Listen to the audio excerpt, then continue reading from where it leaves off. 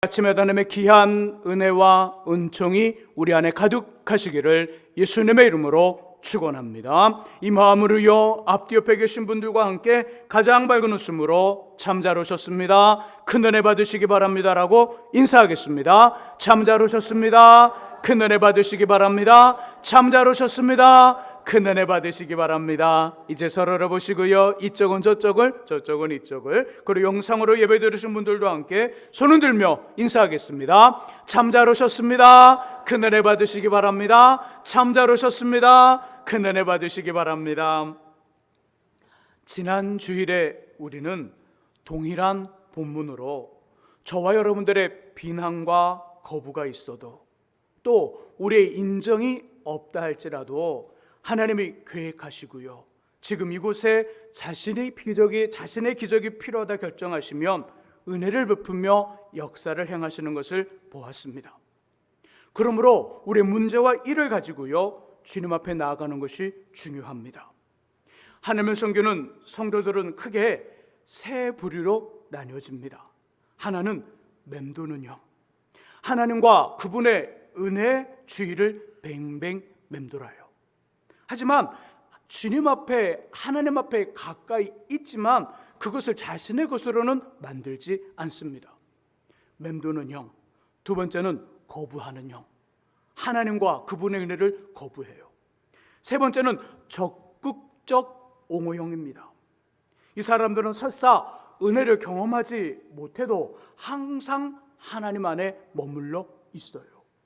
저와 저 여러분들 모두가 긍휼한 시험을 받고 때를 따라 돕는 은혜를 얻기 위하여 은혜의 보좌 앞에 담대히 날아가는 히브리서 말씀처럼 머뭇거림 없이 하나님 앞에 나아가 하늘 아버지의 승리를 경험할 수 있기를 주님의 이름으로 축복합니다. 오늘은요, 그 나머지 이야기, 오늘 본문의 이야기 한 번 더 전하고요, 다음 주일 19일부터는 창세기와 떠나는 인생버스 세 번째 시리즈를 나누고자 합니다. 첫 번째, 두 번째 시리즈 들어봤죠? 기억나시나요? 창세기와 떠나는 인생버스. 내용은 생각나지 않아도 인생버스는 기억날 것 같아요. 아브라함의 아들 이삭과 세 번째 이야기, 그의 아들 야곱, 그리고 요셉을 통해 주시는 하나님의 말씀을 준비하여 전하겠습니다. 귀신을 내쫓아 눈이 멀고요, 말을 하지 못하는 사람을 고쳤으나 도리어 귀신의 왕 바알세불을 힘입었다는 오해 아닌 오해를 받고 있는 예수께서 들려주신 음성, 두 번째는 주님의 능력이 성령께 있다는 거예요. 하나님 앞에 나아가라. 우리의 오해가, 우리의 거부가 있고 우리가 인정함이 없다 할지라도 하나님이 원하시면 기적을 행하시기에 그분 앞에 우리의 문제와 일을 가지고 나아가는 것이 중요하다는 이야기 지난주 전했어요. 첫 번째 본문의 이야기를 통해 주시는 교훈이 첫 번째 그런 어떤 내용이라면, 오늘 두 번째는 이 말씀을 하신다는 거예요. 주의 능력이 성령께 있다. 성령께 있음을 말씀합니다. 28절의 말씀을 같이 한번 읽어보죠. 마지막 절 28절의 말씀 읽습니다. 그러나 내가 하나님의 성령을 힘입어 귀신을 쫓아내는 것이면 하나님의 나라가 이미 너희에게 임하였느니라. 아멘. 성경을 읽다 보면요, 오늘 본문 28절도 그렇지만 다른 여러 곳에서 이해하기 힘든 이야기, 이게 무슨 말이지? 이렇게 곤란한 어려운 어떤 성경 구절이 나와요. 오늘 본문 28절이 그 말씀이에요. 하나님의 성령을 힘입어 귀신을 쫓아내는 것이면 하나님의 나라가 이미 너희에게 임하였다. 이 28절의 말씀을 그대로 본다면 하나님의 나라는 뭘 쫓아야 된다는 거예요? 귀신을 내쫓아야 된다는 거예요. 귀신을 내쫓았을 때 하나님 나라가 임한다는 거지요. 이 말은요, 우리 안에 하나님 나라가 임하기 전에 우리 안에 뭐가 있었다는 거예요? 귀신이 있었다는 거예요. 그리고 예수를 믿어 하나님의 나라가 우리 안에 이루어질 때 우리는 어떤 작업을 해야 되냐면 예수 이름으로 뭘 내쫓아야 되는 거예요? 귀신을 내쫓아야 돼요. 그런 작업이 있었어요, 없었어요? 저는 없었어요. 예수를 믿고 예수를 믿어 세례를 받고 지금은 목회자가 되었으나 한 번도 내 안에 있는 귀신을 예수로 명하노니 물러나라, 이런 이야기 해본 적이 없었어요. 여기는 대부분 우리 믿음의 성도님들이 그런 과정 없었을 거예요. 그런가요, 안 그런가요? 다 예수로 명하노니 귀신은 내 안에서 사라져라, 다 그렇게 기도하고 예수를 믿었나요? 안 그랬잖아요. 안 그랬단 말이에요. 근데 우리 본문의 말씀은 하나님의 나라는 귀신을 내쫓아야 된다, 귀신을 내쫓았을 때 하나님 나라가 임한다, 너무 애매한 거예요. 그래서 찾아봤어요. 대부분의 성경학자들이 이 부분을 이렇게 설명합니다. 이미 임한 하나님 나라는 공간적 또는 인종적 개념보다는 하나님의 통치, 하나님의 다스림이 있는 곳이 하나님의 나라이다. 우리 성경학자들, 원래 학자들은요, 이렇게 표현을 조금 멋지게 만들면서 우리가 이해하기 힘들게 만들어놔요. 표현은 기가 막히게 표현하는데 딱 들으면 무슨 말인지 몰라요. 이게 학자들의 모습인 것 같아요. 죄송해요. 학자들을 비난하는 건 아니지만 그들의 이야기를 듣다 보면요, 무슨 말이지? 이해가 될 것 같은데 안 되고, 안 되는 것 같은데 될 것 같고, 애매해요. 그래서 한 번 더 고민해 봤어요. 이미 임한 하나님 나라는 공간적 또는 인종적 개념보다는 하나님의 통치, 하나님의 다스림이 있어야 된다. 이 말을 우리가 살아가는 국가, 대한민국과 연결해 봤어요. 자, 한 나라가 국가라는 이름을 가질 때 세 가지 요소를 갖춰야 돼요. 자, 첫 번째 뭐가 있어야 될까요? 땅, 국토, 영토가 있어야 돼요. 그 다음에는요, 그 영토 안에 살아가는 국민이 있어야 돼요. 또 하나, 영토가 있어서 국민이 살아갑니다. 근데 그 법이 대한민국 법이 아니라 저 이상한 나라, 그 사람 나라의 법을 쫓아가요. 그럼 대한민국이라 말할 수 있어요? 없어요? 없어요. 주권, 영토, 국민, 주권 세 개가 있어야 국가라고 말해요. 자, 하나님 나라는 영토, 보이는 곳과 보이지 않는 온 세상, 온 만물이 하나님의 영토예요. 자, 백성 누구죠? 성도들, 우리가 있어요. 자, 그럼 한 가지 뭐가 더 갖춰져야 돼요? 하나님의 다스림, 하나님의 통치가 있어야 된다는 거예요. 자, 28절은 그 말이에요. 어떤 말이냐면, 너 예수 믿어? 그러면 예수 믿는 순간에 예수를 명하노니 귀신은 물러나라, 이거 하라, 이 말이 아니에요. 하나님의 나라는 영토와 백성, 성도가 다 갖춰져 있고 우리 안에 하나님의 다스림이 있어야 되는데, 이 하나님의 통치는 아담과 하와 시절에 하나님의 아담과 하와에게 세상을 다스릴 수 있는 권한을 주셨는데 이들이 범죄함으로, 선악과를 따먹음으로 사단에게 그 권한을 넘어갔어요. 그래서 예수께서 그 권한을 다시 찾아와야 돼요. 다시 찾아와야 되는데, 그 주권을 다시 찾아왔을 때 그 주권을 찾아오는 그 순간에 곧 하나님 나라가 임한다는 거예요. 곧 이 세대 왕을 예수께서 물리치셔야 돼요. 자, 이 세대 왕은 누굴까요? 요한복음 12장 31절과 14장 30절에 보니까 사단, 귀신으로 표현하고 있어요. 결국 예수께서 이 세대의 왕인 사단과 귀신을 쫓아내므로 하나님 나라가 우리에게 임하게 돼요. 이 모습 이렇게 이해하시면 될 것 같아요. 우리 예수를 믿는 그 순간에 우리 안에 누가 들어와요? 예수께서. 예수는 세상의 빛이더라. 나는 세상의 빛이니. 빛 대신 예수께서 우리 안에 들어와요. 자, 우리가 방문을 열고 방문에 전등 스위치를 딱 켜면 어떤 일이 벌어져요? 빛의 이 전구에 불이 들어오면서 환해져요, 어두워져요? 환해져요. 그러면 환해지는 그 순간에 어둠은 사라지나요, 사라지지 않나요? 사라지고 환해지는 거예요. 자, 그때 우리가 말했나요? 어둠은 떠나가라 그러면서 전등을 올렸나요? 아니면 전등만 올렸나요? 전등만 올렸어요. 우리는 예수를 주로 고백하고 예수를 주로 믿는 그 순간에 세상의 빛 대신 예수께서 우리 안에 딱 들어오시면서 어둠의 세력이 자연스럽게 떠나가요. 자, 그럼 우리 안에 뭐가 이루어진 거예요? 28절 말씀 그대로 하나님 나라가 임하게 되는 거예요. 아, 이 말을 지금 하고 있구나, 28절이. 이해가 됐어요? 그러니까 굳이 우리가 예수 이름으로 명하노니 어둠의 세력은 물러나라 이렇게 기도하지 않아도 된다는 거예요. 이것에 붙잡혀 삶을 살아가는 사람들에게는 이런 어떤 기도와 이런 어떤 하나님의 역사가 필요하지만, 일반적인 저와 여러분들 믿음의 성도들은 그런 과정이 없어도 빛 대신 예수 그리스도를 영접하는 그 순간에 자연스럽게 우리 안에서 어둠의 세력이 떠나가면서 하나님 나라가 임하게 되더라. 이것이 28절의 말씀이에요. 자, 그렇다면 그 능력, 주님이 사단과 귀신을 쫓아내는 능력이 무엇이라고요? 28절의 말씀 속에 보니까 무엇을 힘입어? 하나님의 성령을 힘입어. 맞아요. 성령 하나님이 그 능력과 그 힘이에요. 그러나 내가 하나님의 성령을 힘입어 귀신을 쫓아내는 것이면 하나님의 성령을 힘입어 예수의 십자가의 죽으심과 부활을 통하여 회복한 그 주님의 능력, 그 주님의 능력이 성령으로 선포될 때 마치 중요 문서와 서류에 도장으로 찍어 확인하듯 하나님의 그 성령으로 선포된 그 예수 그리스도의 사역이 바로 어둠의 세력들을 물리치고 그곳에 하나님 나라가 임한다는 거예요. 무엇으로 예수께서 일을 하셨다고요? 성령 하나님으로. 그러므로 성령 하나님은 예수의 힘이며 능력이고 역사와 기적 행함의 근간 원동력이 되는 거예요.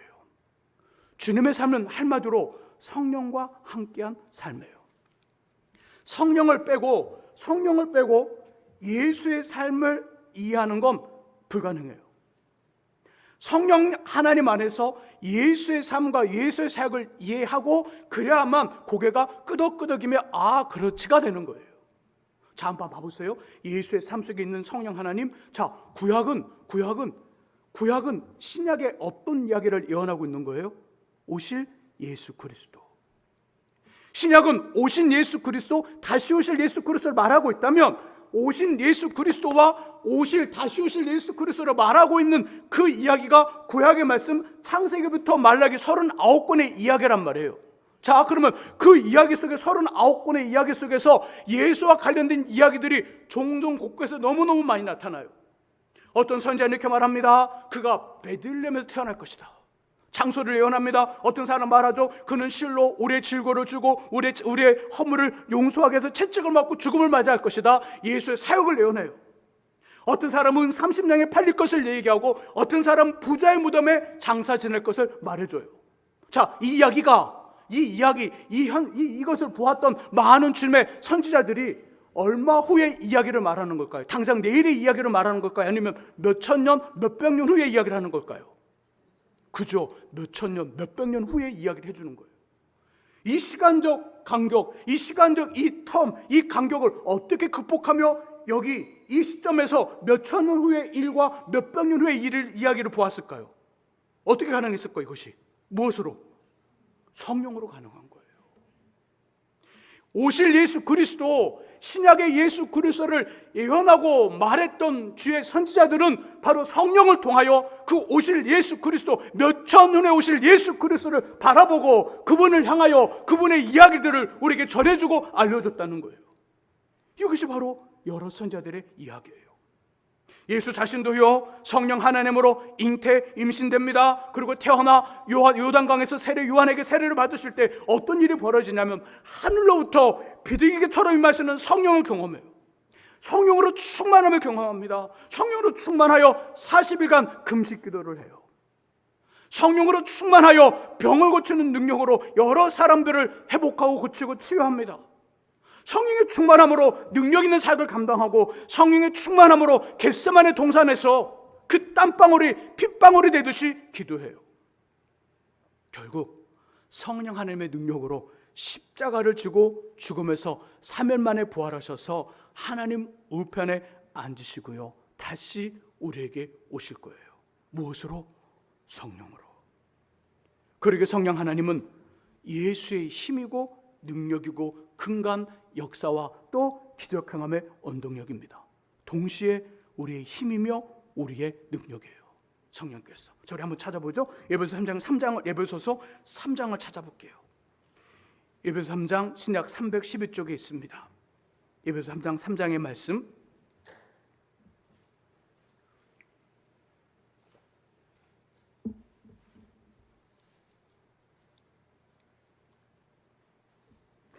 에베소서 3장의 말씀, 3장 14절에서 19절 말씀.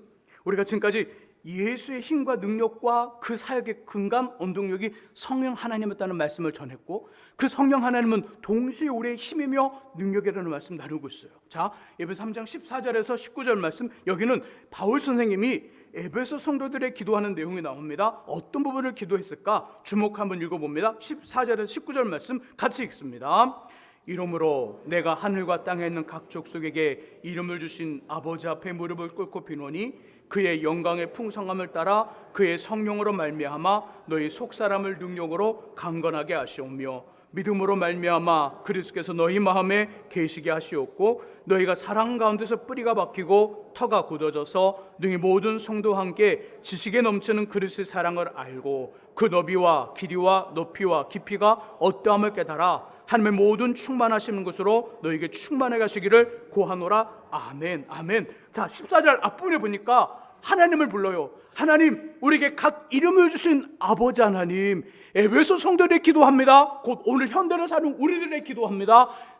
바울 선생님이 기도하기를 이렇게 기도하기를 뭐라고 기도하냐면 이렇게 기도합니다. 그의 성령으로 말미암아, 하나님의 성령으로 말미암아 우리의 무엇을?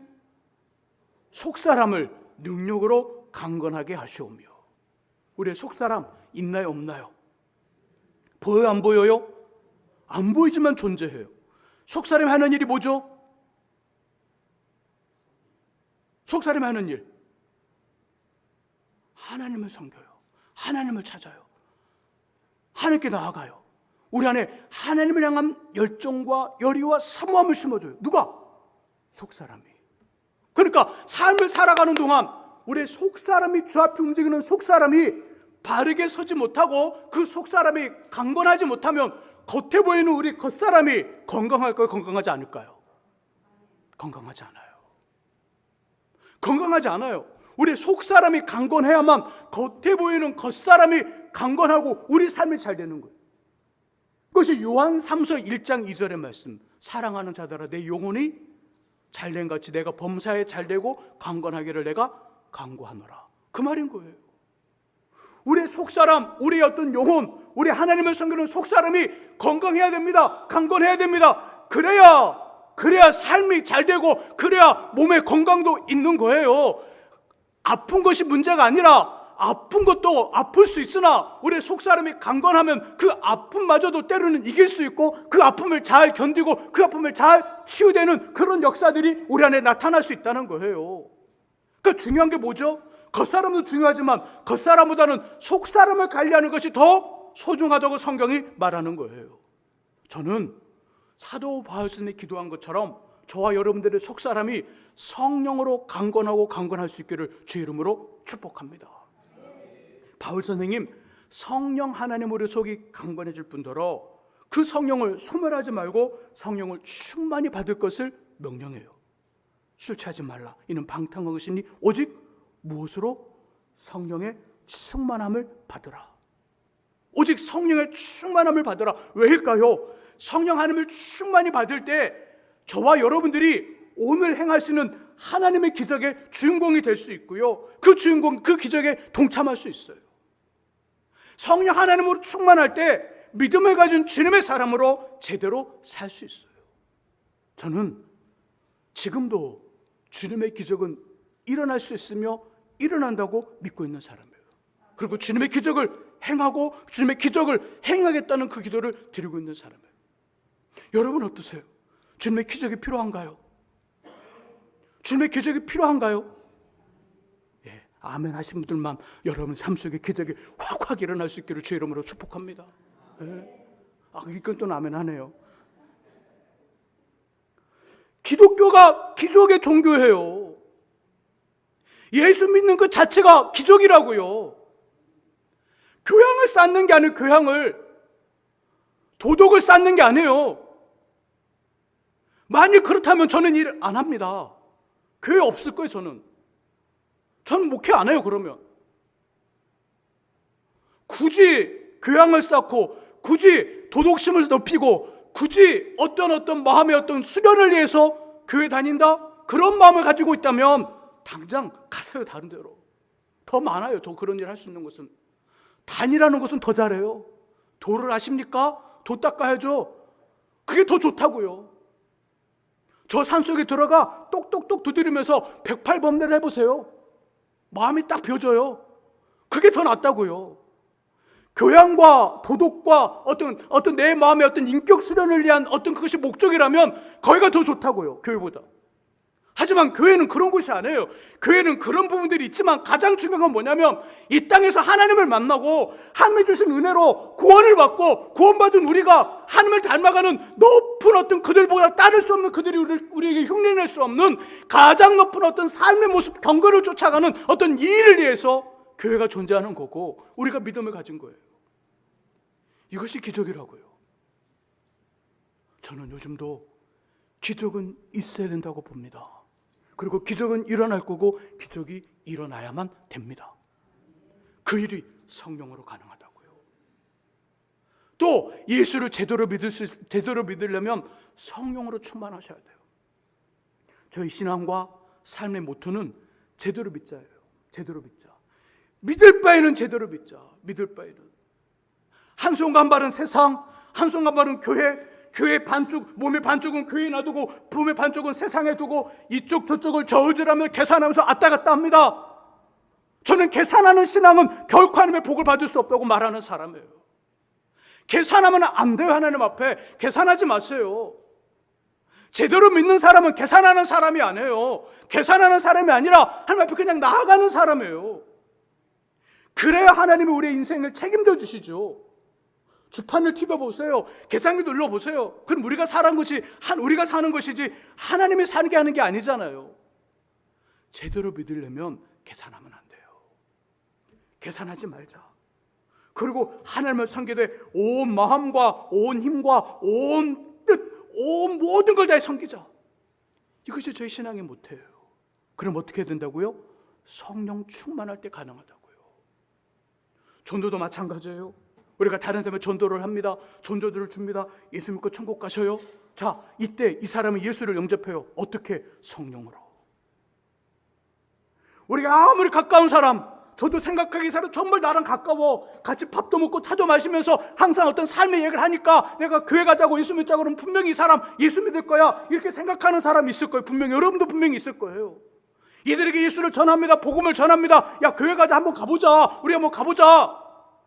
그래도요, 성령께서 역사하지 않으시면요, 귓등으로도 듣지 않아요. 이쪽 말로 들었다가 이쪽 귀로 흘러보내요. 그러나 성령께서 역사하시면 나와 안 친한 것 같은데 한번 교회 갈래? 그래, 나 기다렸어. 왜 이제 말해? 나 같이 갈게. 이런다고요. 무엇으로 가능하다고요? 성령으로. 우리도 그렇게 해서 교회 왔잖아요. 누군가의 전도를 통해 이 자리에 와서 예배를 드립니다. 그리고 예수를 믿습니다. 이것도 성령으로 시작됐어요. 분명 결단이라는 의지가 우리 안에 있어야 되지만 이 의지마저도 하나님이 주관하셔서 반응하게 했고 움직이게 했고 하나님을 아버지로 부를 수 있어요. 그리고 부르고 살아갑니다. 성령이 아니고서는 예수를 주시라 할 수 없느니라. 성령으로 예수를 주님으로 영접해요. 영접한다면 어떻게 될까? 우리 믿음이 자라야 돼요.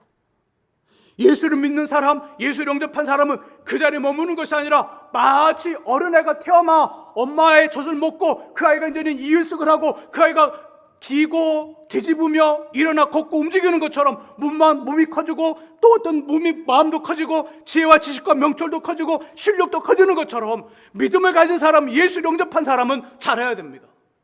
성장해야 돼요. 어떻게? 꾸준한 말씀 묵상과 또 말씀 읽는 것과 기도로 자라고 성장하는 거예요. 꾸준한 말씀 읽음, 꾸준한 기도 무엇으로 가능할까요?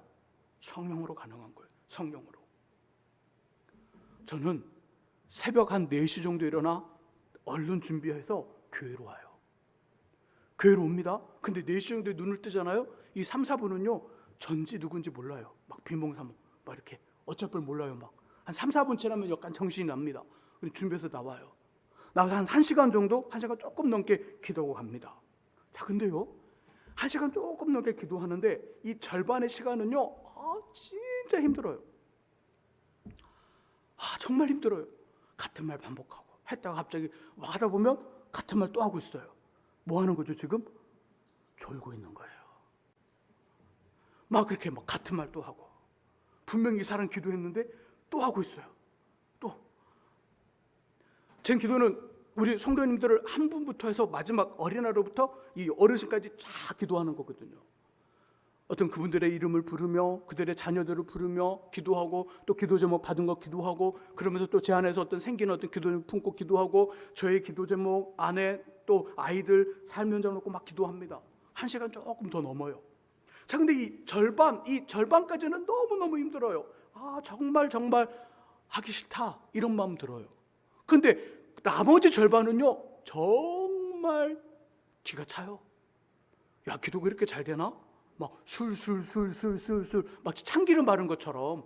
참기름 바르면 어때요? 기름 바르면 손이 미끌미끌하죠? 막 기도가 미끌미끌해. 막 기름에 바른 것처럼 미끌미끌, 막 그냥 저절로 쑥쑥쑥쑥쑥쑥 막 나와요. 이게 뭐죠? 왜 절반은 힘든데 왜 절반은 괜찮죠?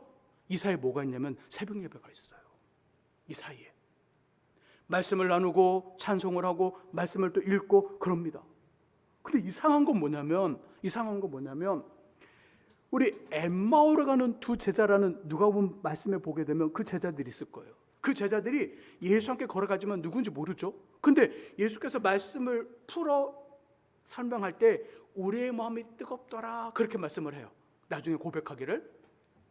전 근데 그 경험을 새벽 예배 때 말씀을 나누면서 저는 막 그 경험을 해요. 말씀을 읽고 한 10분 정도 설교하거든요. 한 10분에서 12, 3분 설교하고 딱 끝내요. 근데 이 12, 3분의 이 말씀을 나눌 때 모르겠어요. 이쪽에 있는 분들은 뭐 졸고 있는 분도 계시지만 모르겠어요. 잘 모르겠고 저는 막 가슴이 막 뛰어요.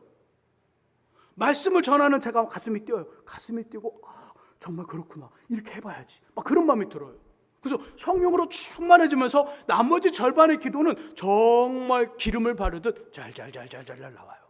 그리고 개운해요.